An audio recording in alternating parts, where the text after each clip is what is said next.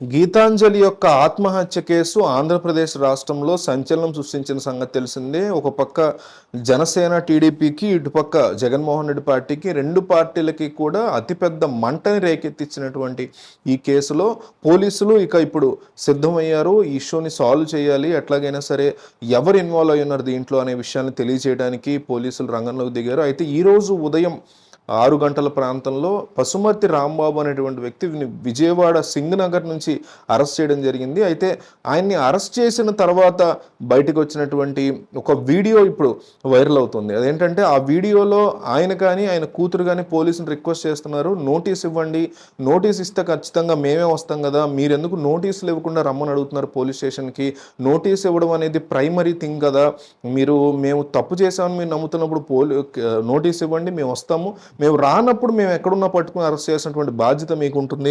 Supreme court క్లియర్గా చెప్తున్నటువంటి guide lines కూడా ఇవే. ఎవరినైనా అరెస్ట్ చేయాలన్నప్పుడు, వాళ్ళని ఇన్వెస్టిగేట్ చేయాలన్నప్పుడు ఖచ్చితంగా వాళ్ళకి నోటీసు ఒకసారి ఇస్తే దాని ప్రకారం ముందుకెళ్లాల్సి ఉంటుంది. వాళ్ళు కనుక అప్పుడు కూడా వెళ్ళకపోతే ఖచ్చితంగా వాళ్ళని అరెస్ట్ చేయొచ్చు. సో ఇట్లాంటి పరిస్థితులు నడుస్తున్నప్పుడు ఆయన్ని ఈ వీడియో అయితే అమ్మాయి తీసింది. ఆ వీడియోలో అమ్మాయి క్వశ్చన్ చేస్తుంది, వాళ్ళ నాన్నగారు కూడా క్వశ్చన్ చేస్తున్నారు, ఇట్లా చేయకూడదు, మీరు నోటీసులు ఇవ్వండి అని. అయితే ఆ తర్వాత ఆయన లిఫ్ట్ చేసినట్టున్నారు. తర్వాత పోలీస్ స్టేషన్కి తరలించడం జరిగింది. ఆ తర్వాత పరిణామాలు ఇంకా తెలియాల్సి ఉంది. అయితే పసుమర్తి రాంబాబు అనేటువంటి వ్యక్తి ట్వీట్ చేసినట్టుగా ఒక ట్వీట్ వైరల్ అవుతుంది. గీతాంజలి యొక్క వీడియోని ఆయన కోట్ చేస్తూ, ఆ కోట్ మీద చాలా స్పష్టంగా తెలుగులో ఆయన అమ్మాయిని పచ్చిబూతులు తిడుతూ, ఎల్ వర్డ్ ఇండైరెక్ట్గా యూజ్ చేస్తూ, ఆమె గురించి చాలా హీనంగా మాట్లాడుతూ, జగన్ 4 సార్లు ఇస్తే 5 సార్లు ఇచ్చిందంటుంది ఏంటి పతిత, ఇట్లా చాలా వర్స్ట్ లాంగ్వేజ్లో. పక్కనే ఆయన వీడియోలో ఆయన కూతురు కూడా ఉంది. అంటే ఆయనకు ఒక కూతురు ఉందని కూడా మనకు అర్థమవుతుంది. ఆయన వయసు కూడా పెద్దది, కుర్రాడేమీ కాదు. అలాంటి వ్యక్తి కూడా బాధ్యత లేకుండా ఇట్లాంటి వరస్ట్ లాంగ్వేజ్, నీచమైనటువంటి లాంగ్వేజ్లో ఒక ఆడపిల్ల గురించి మాట్లాడడం అనేది డెఫినెట్లీ ఆయన ఆ ట్వీట్ కనుక వేసి ఉంటే, ఆ విషయాన్ని పోలీసులు నిర్ధారిస్తే ఖచ్చితంగా ఆయనకి కోర్టులో ఖచ్చితమైనటువంటి లీగల్ శిక్ష పడాల్సిందే, అందులో ఎటువంటి సందేహం లేదు.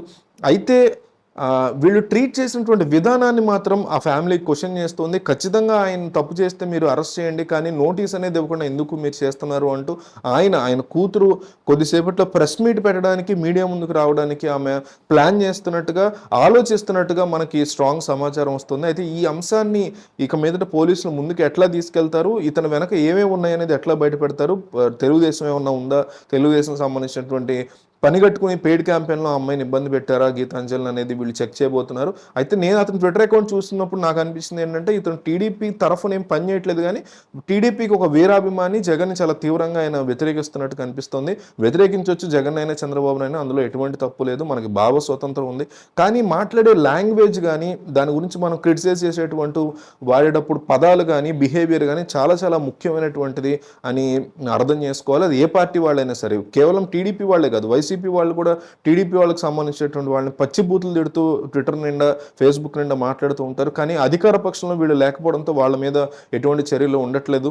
రేపొద్దున టీడీపీ కనుక అధికారంలోకి వస్తే వాళ్ళు మళ్ళీ టీడీపీ వాళ్ళు వైసీపీ వాళ్ళని తిడుతున్నప్పుడు వాళ్ళు కూడా ఇట్లాగే వైసీపీ వాళ్ళ మీద మాత్రమే చర్యలు తీసుకుంటారేమో కావచ్చు. అట్లాంటి సందర్భాలు గతంలో కూడా టీడీపీ ఉన్నప్పుడు జరిగాయి, ఇప్పుడు వైసీపీ ఉన్నప్పుడు కూడా విపరీతంగా జరుగుతున్నాయి. సో ఏ పార్టీ వాళ్ళైనా ఈ రకమైనటువంటి సంస్కృతిని ఎంకరేజ్ చేయకూడదు అనే విషయాన్ని ప్రభుత్వాలు గుర్తుపెట్టుకోవాలి, పోలీసులు గుర్తుపెట్టుకోవాలి. ఇట్లాంటివి జరిగినప్పుడు తూతు మంత్రంగా లేకపోతే హడావిడిగా కొంతమందిని అరెస్ట్ చేసి ఒక పార్టీ మీద బ్లేమ్ తోసే కాన్సెప్ట్ కాకుండా, ఇట్లాంటి కల్చర్ అనేది అసలు మనకి రాకుండా ఏం చేయాలి, ఈ రకమైన సంస్కృతి జరగకుండా జనాల్లో ఏం చేయాలి అనేది మనం అర్థం చేసుకోవాల్సినటువంటి బాధ్యత మనందరి మీద ఉంది. సో ఈ కేసులో ఏం జరుగుతుందో చూద్దాం. మీ అభిప్రాయాన్ని తెలియజేయండి ఈ అంశం మీద.